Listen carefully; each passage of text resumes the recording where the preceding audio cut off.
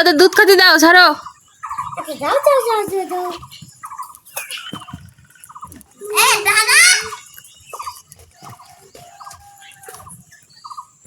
দুধ খাতে দে।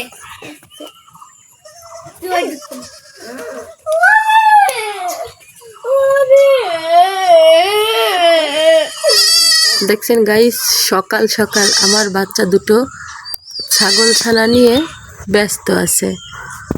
আমাদের একটি ছাগলের 3টি বাচ্চা হয়েছে।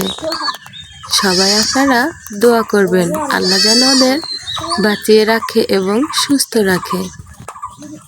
মাশাআল্লাহ, ওরা অনেক সুন্দর হয়েছে। আল্লাহ হাফেজ সবাইকে।